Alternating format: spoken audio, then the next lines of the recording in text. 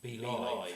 It is the Let's Talk Villa match reaction, match review of that absolute awful performance against Chelsea. We've just lost 3-0. I'm just going to get everything up and ready so that I'm in the chat and I can reply to you guys.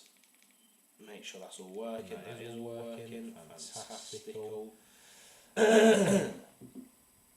Well, yeah, Aston Villa have just ruined another weekend of many of our lives with a stereotypical performance at the moment of Villa. I don't think anyone expected anything less. I probably would have predicted a 2 or 3-0 loss myself before this game. But that might be one of the worst games I've seen this season. That might be the worst that we've played this season as well. It was not good whatsoever. We'll let a couple people get in to the live chat and the live stream as well. And then when we get a couple people in, we can get cracking with the reaction and the review and what I mean by my title and thumbnail, which I'm sure you've all seen if you are in the chat. And if you are in the video, what was that? To be honest, I couldn't tell you. It was abysmal. There was no. I mean, our players just don't care. I think that's what it comes down to at the moment. Ben PF, terrible feedback on your audio. Is that coming from the mic? Maybe try and turn it down a little bit. See if that helps. How is that helping everyone out with the audio? If everyone could just let me know. Because I think this did happen last time as well, and I'm not 100% sure what is happening.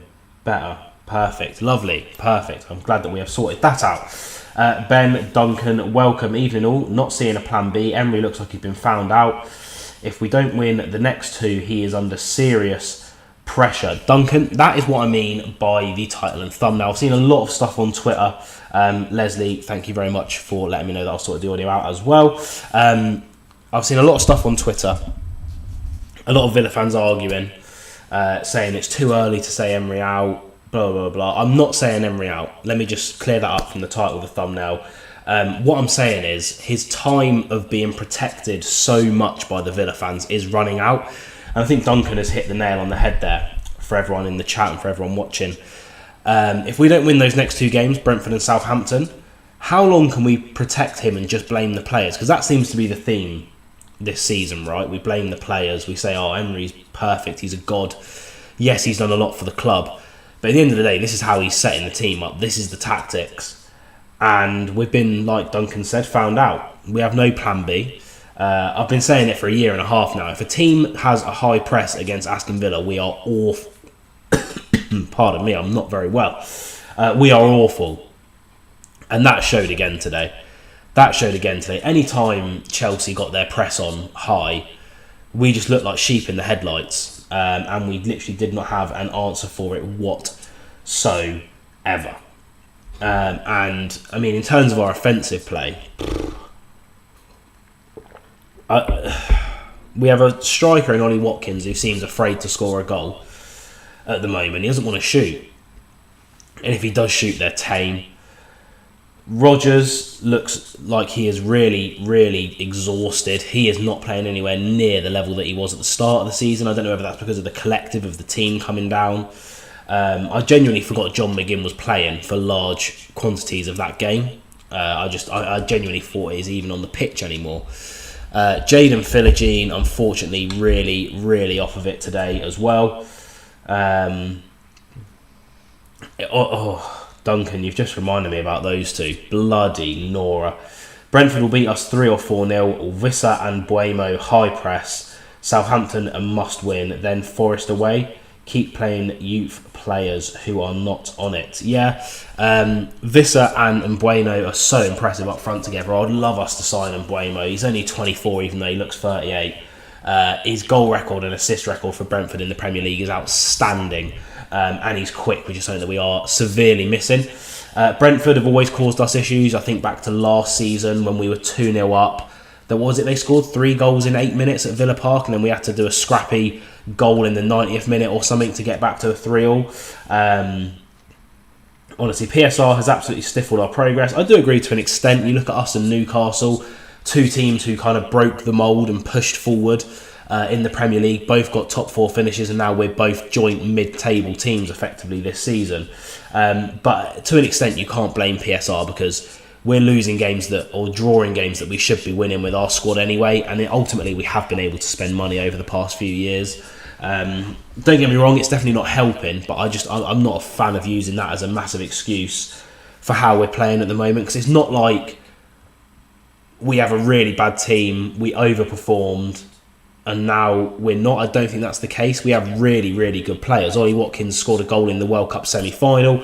Morgan Rogers has just got his first England cap. A lot of our players are full-fledged international players. You think of our backline, Emi Martinez, best goalkeeper in the world, Argentina, #1 World Cup, Copa America winner, Luca Digne regularly starting for France, Pau Torres, Spain team, Ezri Konsa, England team, Matty Cash, Polish national team. So you look at all of that, we have the team to be playing better than we are at the moment, but the team is just not performing. And Brentford, honestly, might be, especially at Villa Park, midweek, so Villa Park probably won't be as rocking as it usually is. I feel like it has a chance to all get on top of it here. And Brentford are like Duncan mentioned, they're one of the worst teams that we could be playing right now. The way that we're playing, the way that Brentford play, the way that they are playing, that could be a routing. Or we'll come out and play really well. You just never know with Villa. That's the annoying thing. Jamie Russell, we have loads of players out of form, but we don't have the quality on the bench to bring on. If we can bring in one player in January, then bring back... The comment deleted as I was reading it. I do apologise, Jamie. If you need to re-put that in, please do. Put it in. I'm seeing a lot of links to attacking midfielders in January. Yet we have literally the worst defence in the Premier League. I think the stats got thrown up on the Chelsea game. I think we're like 19th for goals conceded, 20th for the amount of XG we concede per game. I think we were 20th for clean sheets or not. We've kept 1 clean sheet this season in 14 games? 13 games? And there was another stat. I think our save percentage is 61%. That's 19th in the league as well. Which I don't particularly blame on Martinez, because the goals that we're conceding are just stupid. Absolutely ridiculous. It's like watching a circus. Watching Villa play football. Unai is beginning to sound like Stevie G. Players look like they don't care. I'm really worried about how the players are playing, because last season it was very much we were playing for Emery. There was passion. We were crushing every 50-50. And they look like they don't care. And they almost look... I don't want to say it, because it's such a cliche in football, isn't it? But as he lost the dressing room, turmoil with Duran and Watkins... Jaden Philogene looks really out of sorts. Bailey looked a bit up, like something was up with him earlier this season. There's been talks of the defence as well. Carlos already being told he can go in January. How does that affect a player? Dropped this game. It makes you think. It does make you think. Has he lost the dressing room? I do not know. But he looks defeated in his play, and he's just so soft. I don't know whether he's harsh on the players in the changing room. But every week we're getting back. We haven't won a game in 8 games. We've lost 5, drawn 3. And then, after the game, he's sort of saying, we are more or less being consistent with our game plan, and more or less we have 7 teams above us, and more or less we are shit. Do you know what I mean? Why are Moreno and Illing Jr. on loan? Well, the Moreno loan makes sense. Because we spent £40 million on Maatsen, but now Matson's just sitting on the bench every week. Do you know what I mean? Luca Digne was getting rinsed by Pedro Neto this game. So the Moreno loan made sense for a second, just because of the Maatsen deal, I assume.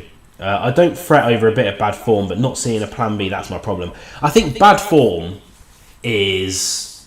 over the course of 8 games, maybe you win 3 or 4 of them and you lose or draw the other 4. I think 8 games in a row without a win with 5 losses in there, and the manner of defeats as well.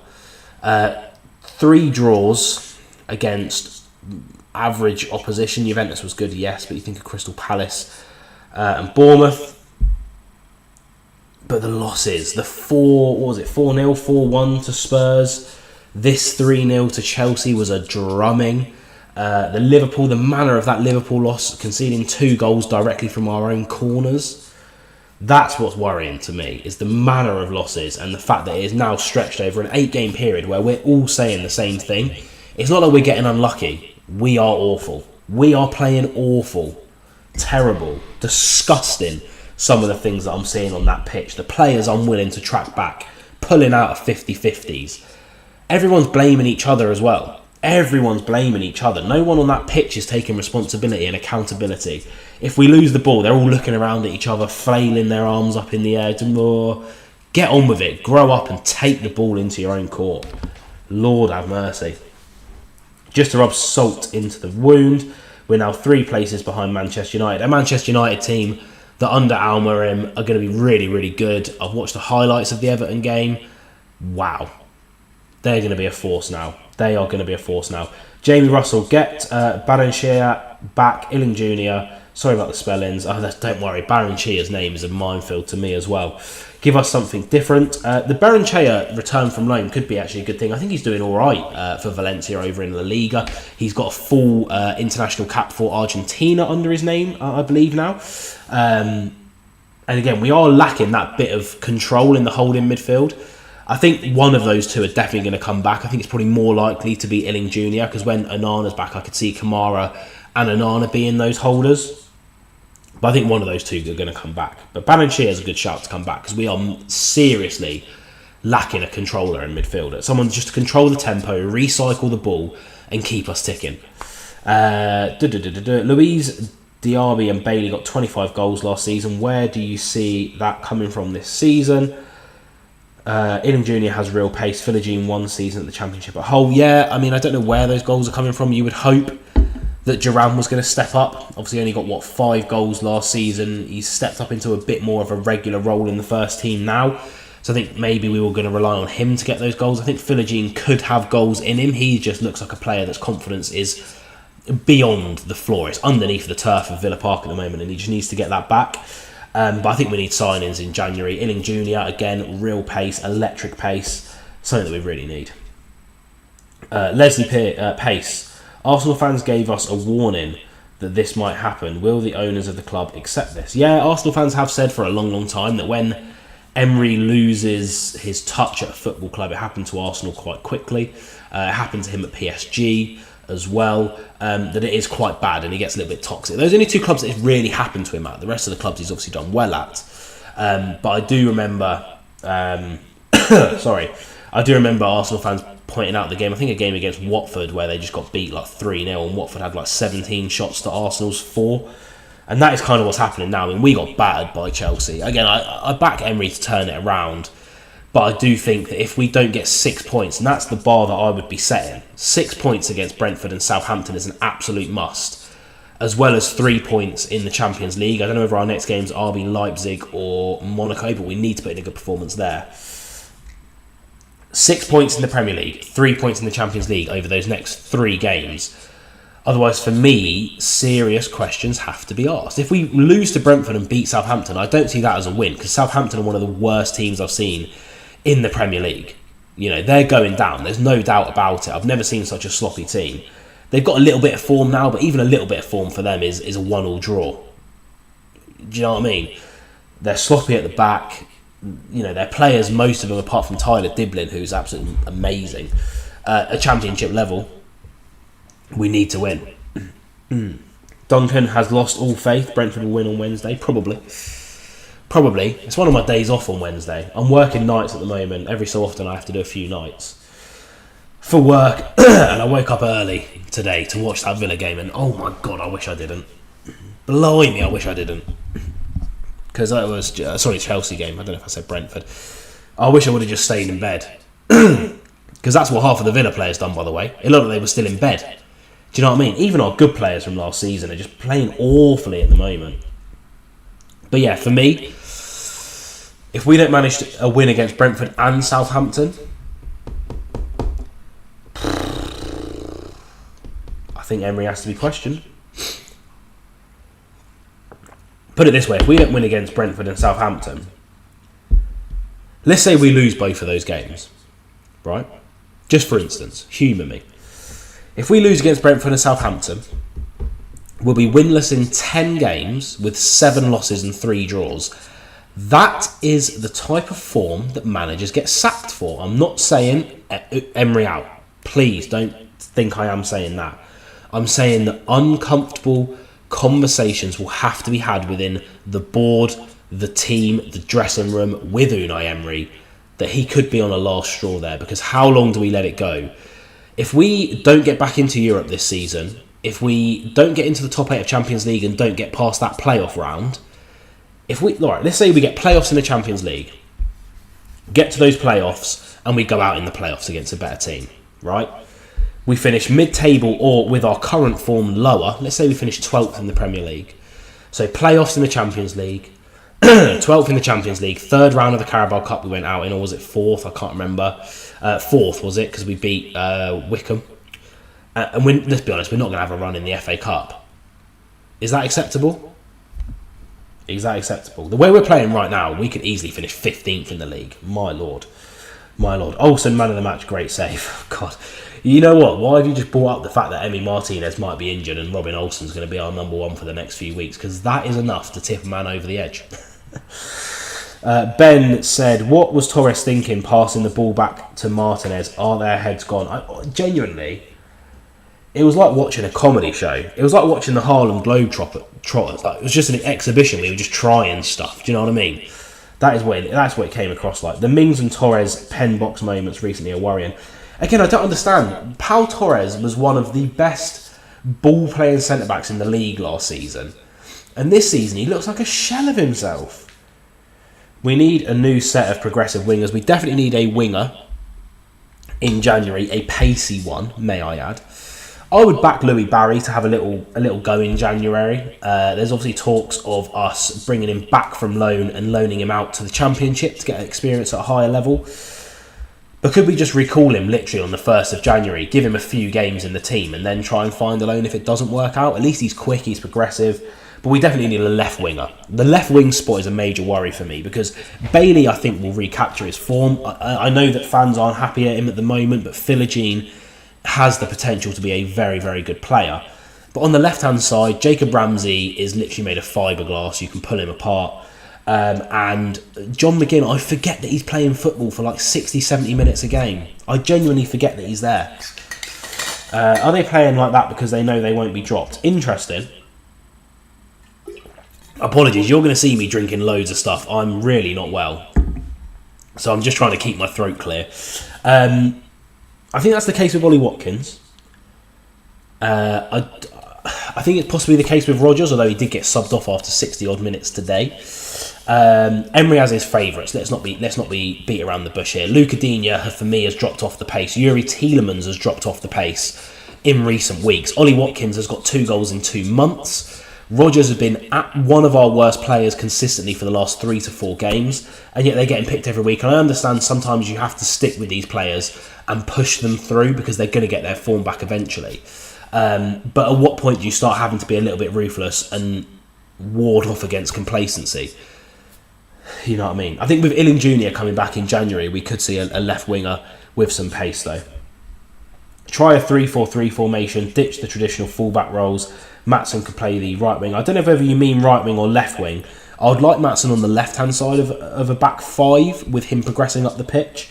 Bailey gets a bit of form back against Juve and then gets dropped. Do you know what? I thought that. I've been a big advocate of Jadon Philogene. I really, really do like him. I think the kid's special. I think he has potential once he gets his confidence back. But Bailey against Juventus was the best I've seen him this season. So genuinely, I would not have expected him to be the player to get dropped. I would have thought Rodgers might have got dropped for this game. But yeah, not that one really did. That one really did surprise me that Bailey was the one that dropped out. The team selection in general surprises me. I would not have expected a Kamara Tielemans midfield. Because I think Tielemans has been off of it. I think maybe a Kamara Barkley might work. But I mean, God, how do you fix what's going on right now? Because so many of our players, I mean, I've got the starting lineup up on the screen here, you can see. And you look at it and you just think, that's not a team that's going to beat Chelsea at the moment. Chelsea are fantastic. Is that a team that's going to beat Brentford at the moment? I genuinely don't know. What do you do? Duncan obviously says about the 3-4-3. An interesting thought. I've dabbled with it in the past on the streams. You've seen me in the past. I know there's quite a few more viewers in here that we usually sort of pick up because I'm sure everyone has their own opinions. And guys, if you are new around here, pop your opinions in the chat. I do enjoy the discussion. It will all be over by January if we don't start winning games. I can't see where the next win is going to come from. I think the next realistic place we're going to get a win from Southampton, because Brentford's going to be a really, really hard game. But do we switch it up? I mean, look, again, there's an argument for consistency in terms of tactics, formation and players, because these players have achieved great things together in the past. So you look at that team and really have many of them in, the back five, yes.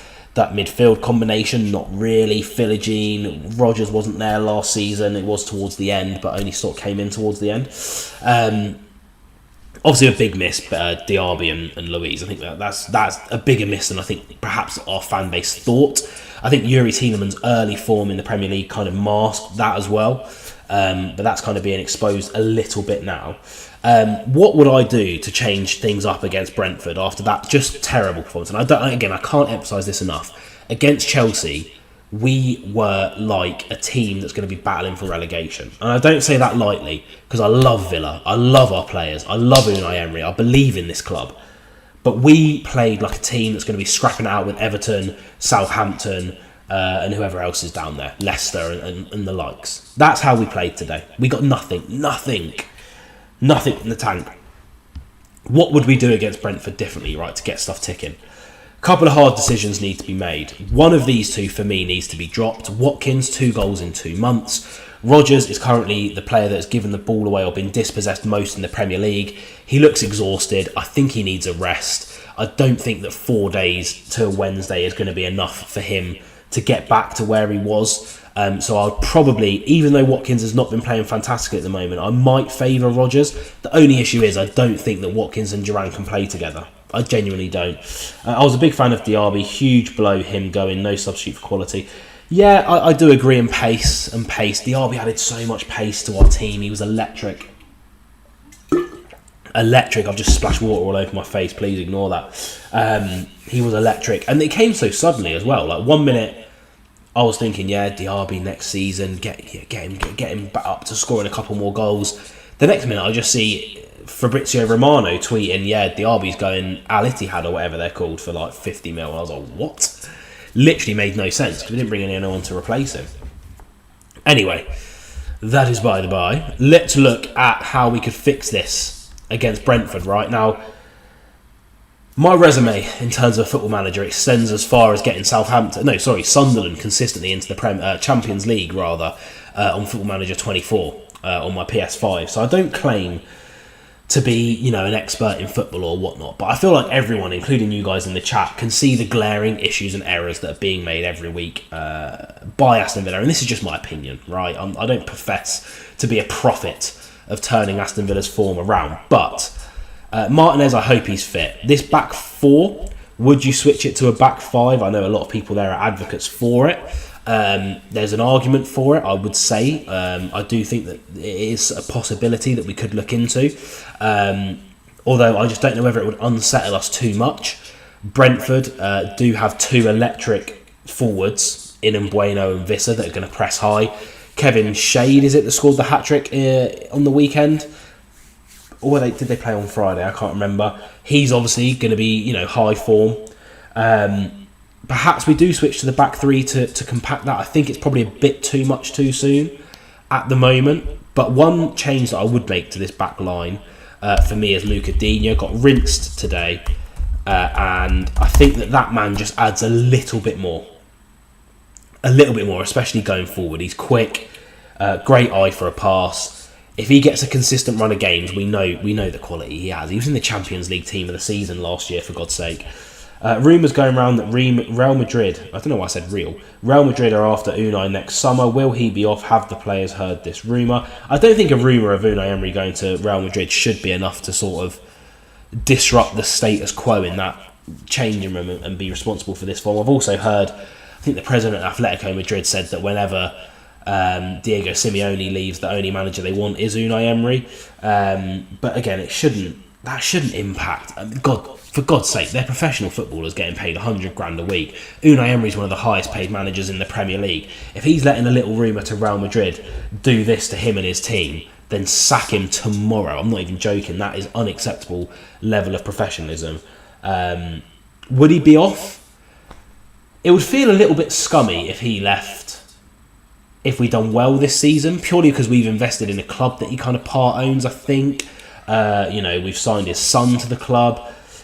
Unai Emery and Villa seem very intertwined at the moment, which I think is going to make this a lot harder if the form doesn't pick up.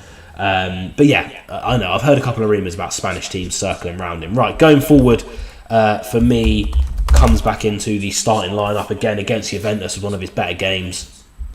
I bloody hope that Onana is back fit, and I would actually do that, to be honest. Sorry. I know that defensively that will be very, very solid. I know that offensively it might not be, but Onana's shown in glimpses this season that he can actually drive forward. But I would actually do something a little bit different right about here. And that is push Rodgers out to playing on the left wing, push Watkins into the middle, push Bailey higher up, allow Onana a bit of freedom, pull Kamara down into there, and then I would actually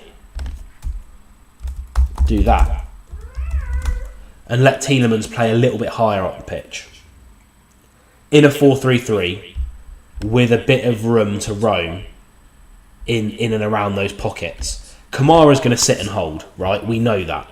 We know that's what he's going to do. He's fantastic at it, breaking up the play and pinging progressive passes forward, right? Onana covers so many blades of grass on a football pitch in one 90-minute sitting. It is absolutely outrageous, right? And it's because he's like 8 foot tall and his limbs literally look like he's built like the Slender Man, isn't he? Do you know what I mean? Do you remember that game back in the day, the Slender Man? But yeah, something like that, right? Something a little bit fluid is all I want to see, because we are rigid, mate. We're rigid at the moment, lads. We are rigid. There's no loyalty in football, money talks. Someone bring up the Fabian Delph video where he says, I'm here to prove that there is still loyalty in football. I'm here to stay. And then he's off to Man City like a day later. So we all know that, don't worry. 4-1-2-3 is better. Kamara holding role. Yeah, it's more of a 4-3-3 for me, right? They can be a bit fluid, that midfield three. But I think allowing Tielemans a little bit more room to operate in further forward might be the play. And of course, we have that little wild card, because Rodgers is not going to operate purely on the wing. We know that, right? We know he's going to come inside, probably to support Watkins in there. And then when that happens, you almost move into like this two up top with those two. Bailey out on the wing, Maatsen comes up, Powell pushes up, blah, blah, blah, blah, blah. Kamara sits in there a little bit. Cash, I don't like Cash going forward, so you can just sit there, please. And then you kind of end up with something like that, right? So in essence, a 4-2-4, which is what we've done in pre-season. I don't know if you remember in pre-season, I've done a couple of analysis videos on how we played.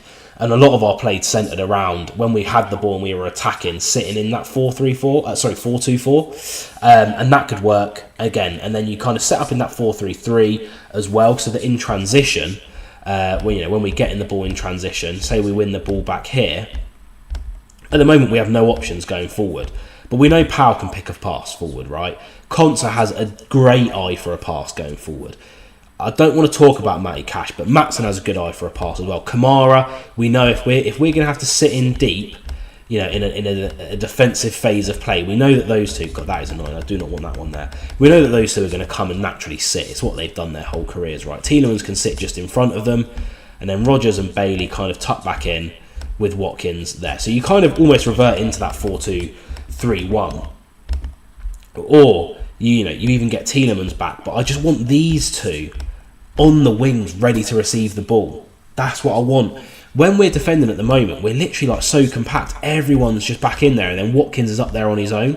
So when we get the ball, we're doing stupid little passes. I'm pointing at the screen there, like you can see what I'm doing. But we're doing stupid little passes with all of these cramped players, and it leads to, the indirect free kick incident. It leads to us just booting the ball out of play. Our play around the back isn't good enough. Whereas if we can play in a way where we can afford Rodgers and Bailey to just stay up on those wings and hit teams on the counter-attack, brilliant.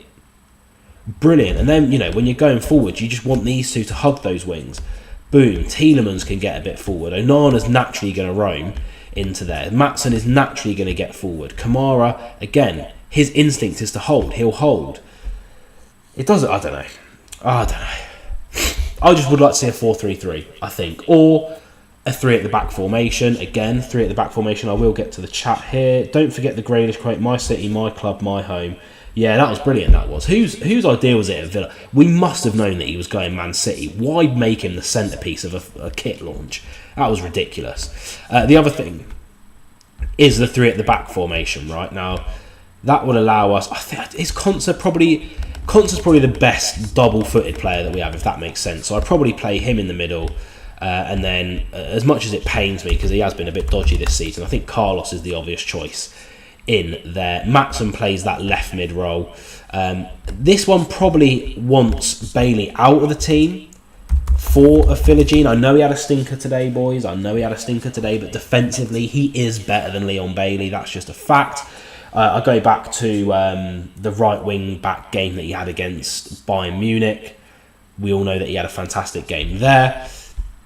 I think if you're playing the 3 at the back formation, so I have to click these all the way around to get rid of the arrows, and I don't particularly know what. I've just put another one there. You know what? Tielemans can stay. He can have the arrow because he's coming out of the team anyway. I think you go Onana and Kamara to add a bit of solidity against that defensive unit. 3 at the back teams can get caught out by the very nature of the sort of formation that you're playing. And a big decision for me is who plays that number 10 role. I think it is Rodgers. I think that Tielemans and McGinn have to drop out of the team, and you try the Star Boy and the Exeter boy, Watkins and Duran together up front. It's a 3-5-2 in essence.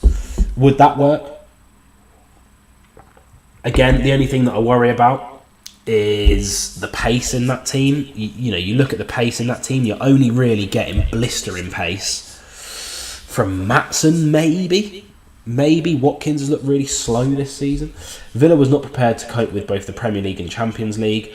I would probably be more inclined to disagree with that statement purely because we've already made it to a European semi-final last season. I know the calibre of people that you're playing is not as good in the Conference League as it is the Champions League. I'm not a fool, but we've done the workload and the game management before, so 3-4-1-2. Yeah, it's pretty much what it is, isn't it? I would call it a 3-5-2 because Rodgers is playing in midfield as a number 10, but yeah.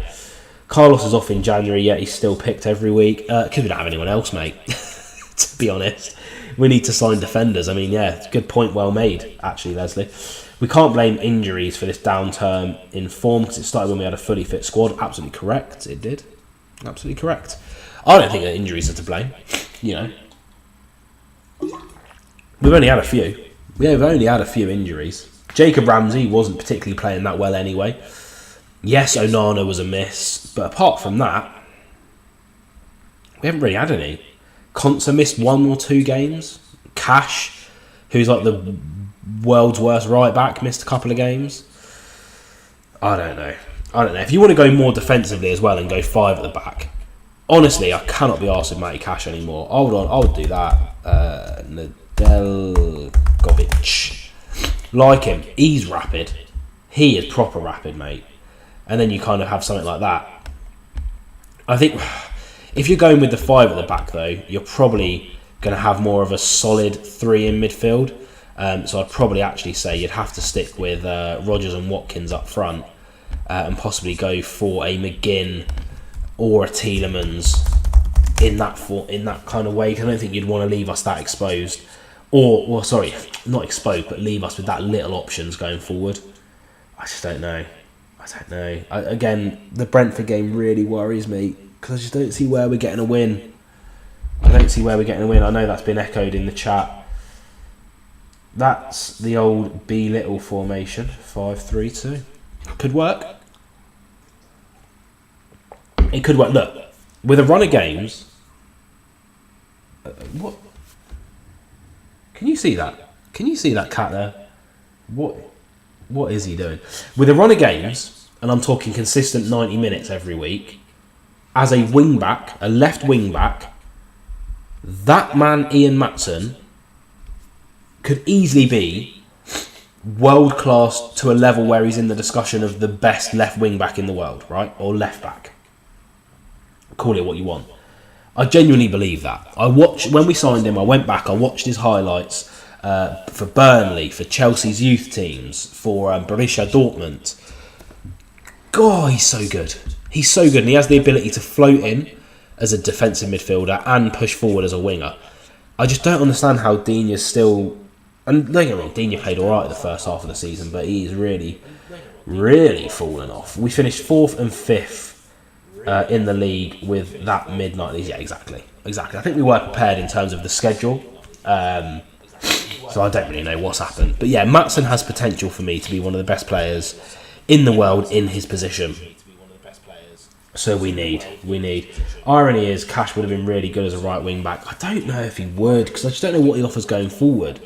All he does is just do Cruyff turns back on himself and pass to centre backs. I know that there's a split opinion on Matty Cash in our fan base, but I'm firmly on the side of I don't want him in the team. I'm sorry. One of the opinions I'll die on a hill for. But yeah, perhaps something like that then. The 5-3-2. We're just offering a bit more defensive cover. The thing that I think we have to be wary of is we can't now just go a bit more all out because we have to be careful. We're conceding a lot of goals early on in the games, right? You think about Crystal Palace was at the 4th minute. This Chelsea game, 7th minute. I don't rate Cash as a traditional right back for sure. Yeah, he's just not. He's not about it, is he? He's not about that life. But I think Nedeljkovic could be really, really good as well. Really, really good. Really, really good. What was I getting at? I was making a point that seemed quite profound, obviously. Yes, we have to just not concede goals.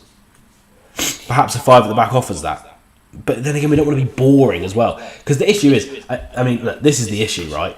A lot of times when teams go through rough patches, it's because they've either got sloppy at the back, right? You think Liverpool under Klopp, they had a couple of seasons where they were slightly lower down the league.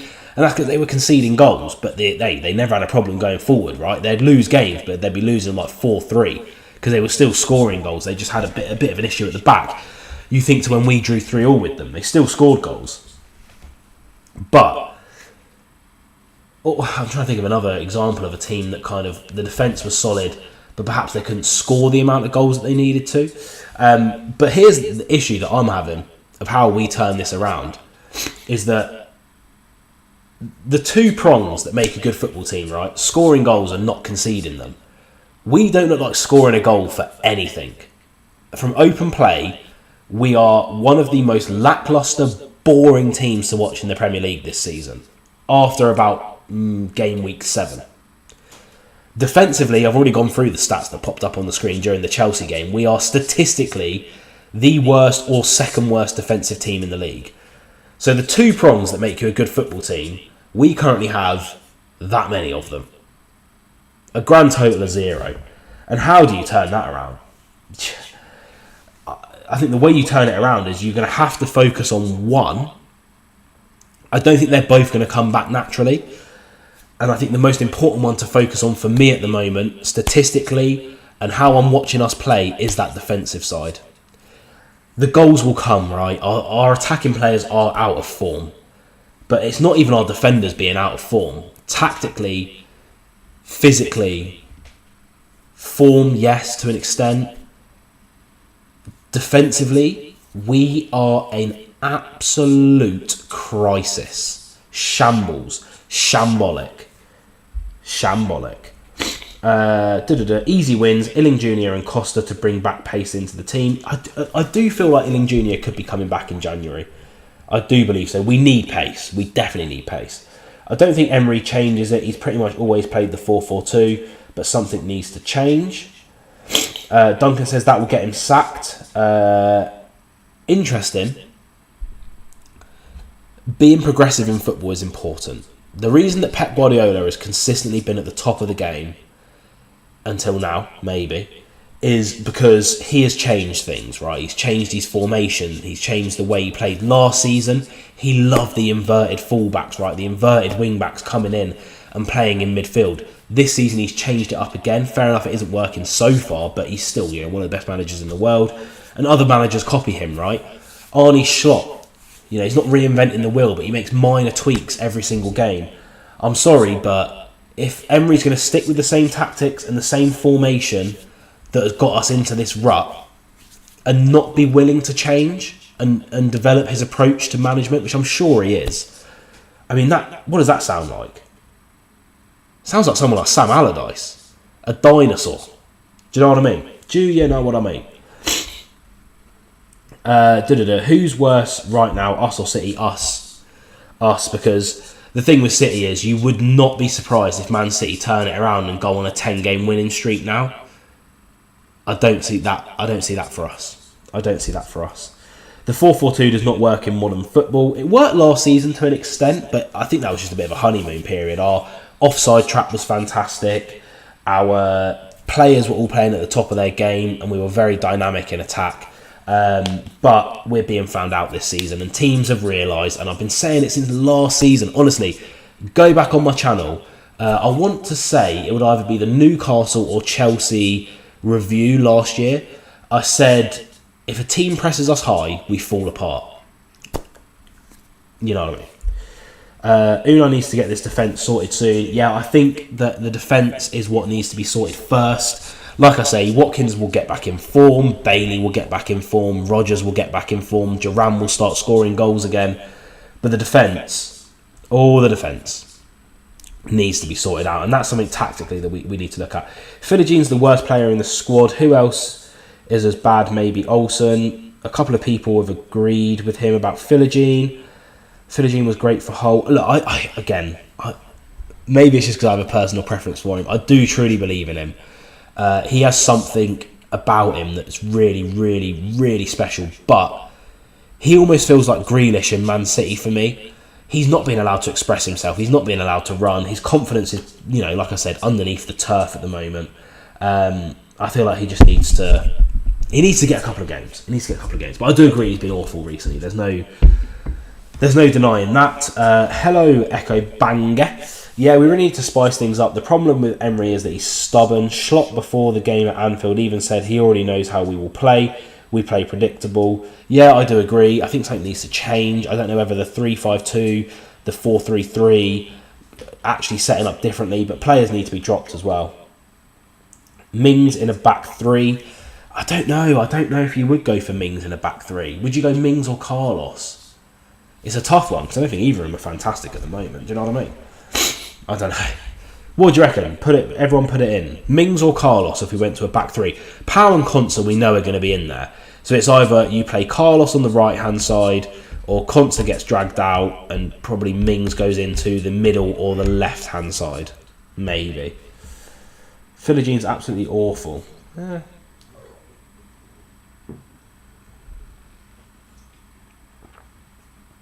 will die on the hill of Philogene. Neither. Mings in a back three is better for aerial duels. Mings, Torres and Konsa. Well, it looks like you win. Would you play Mings on the left-hand side of the three and Pau in the middle?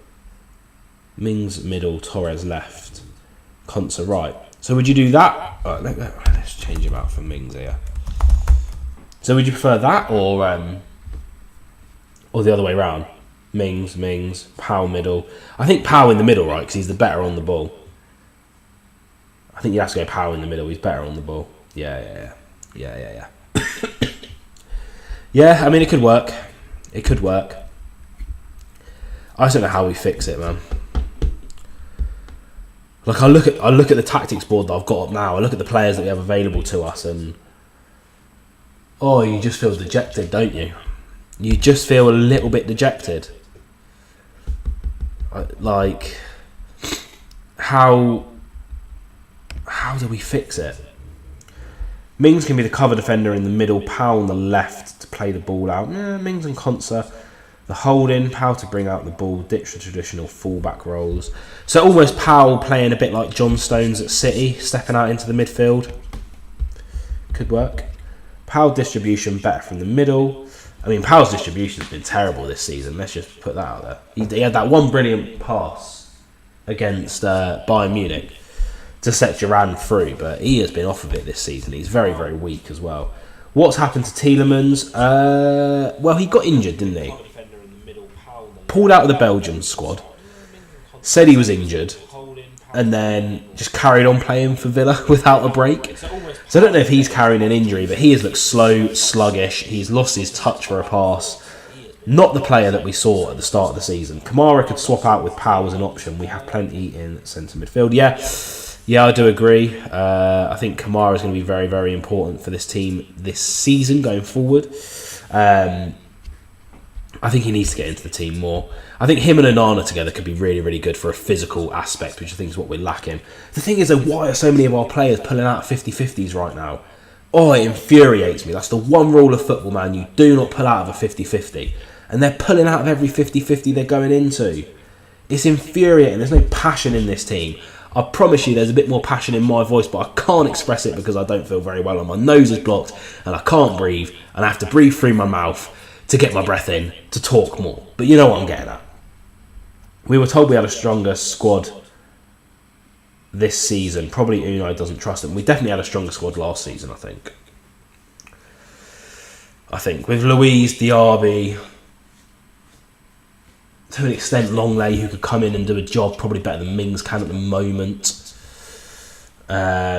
Lose the ball, lose the midfield battle, lose most football matches. Yeah, and that's why I think Onana and Kamara could be really key to changing those fortunes, right? You're not losing a physical battle in midfield with those two. But the issue that I have with, again, the 4-4-2, the way we're playing, the way UNAI EMERY is setting up, is... actually, that's a good point, Duncan. I'll get back to that. How many teams in the Premier League play with two central midfielders nowadays? Right? Liverpool have the three. They have the best midfield in the Premier League right now. Arsenal have a three in midfield, right? City play with three in midfield. Chelsea play with three in midfield. Everyone plays with three in midfield. And, shock of the century, our midfield's getting overrun this season. Again, we got away with it last season. I think that's because of the absolute brilliance of Douglas Luiz. We have a stronger squad, but a weaker first 11. Well put. Completely agree. Our success has been our demise, considering so many have been called up for international duty and now they're absolutely knackered. Again, I would agree, but so do Liverpool. So do Arsenal. So do Man City. So do Chelsea. So do Man United. So do Brighton nowadays. Everyone's playing these international games. And yet we're the ones that have fallen off the most. Makes you think. I'm not a fan of using international breaks as an excuse for players not playing well, because every team suffers with it. Not a fan of that at all, unfortunately. But look, everyone, thank you very, very much for coming in. I think we've ranted enough. I've got work in an hour, so I'm going to go and chill out for an hour now. Duran needs a run in the team, completely agree. He was not rewarded for his early form at all. He got a new contract, then told to sit on the bench. I don't really understand it.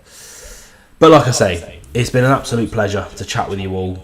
The Chelsea game was a disgrace for me. One of the worst performances of the season. Sloppy errors, a lack of passion, a lack of determination, a lack of effort, which I cannot accept the lack of effort that our players seem to be putting in. We're now winless in 8 games. We have lost 5 of those 8 games. We've drawn 3 of them. We have Brentford in 4 days. God knows how that's going to go. I think Unai Emery's time to be put on a pedestal and protected beyond anything else from Villa fans is closing to an end. I think a lot of players need to be dropped in the Brentford game. If I had to name 3 players I would like dropped due to their performance levels, it would be John McGinn. I know he's our captain, just not a fan of how he's playing right now. Yuri Tielemans, I think he just needs a rest. And either Rodgers or Watkins. But, like Leslie says, up the Villa. Like everyone always knows, no matter how bad we are, no matter how angry we are, All of us will be watching on Wednesday, cheering our boys on. And oh my lord, boys, I hope we can pull it around. I hope we can turn it around. I hope we come out against Brentford and make a statement and show that Villa will not go down without a fight this season. If we lose against Brentford though, the live stream will be epic. The voices will be raised and Emery will be questioned. But guys, again, absolute pleasure doing these live streams for you. Like the video when it comes out if you haven't already. It'll be out on the channel once it's all rendered, etc. If you are new to the channel, subscribe for more. The Villa fam are the best fam in the world, by my actual family. Sorry guys, I'm going to have to kind of put you down in second place there. But I do have a pleasure on these live streams. I will keep the faith. It's not over or lost in December. Luckily, every other team around us is a little bit worse this season as well, so we're not that far off the pace. But until next time, I'll see you guys all soon. Up the Villa, support the boys, and just pray. I might actually just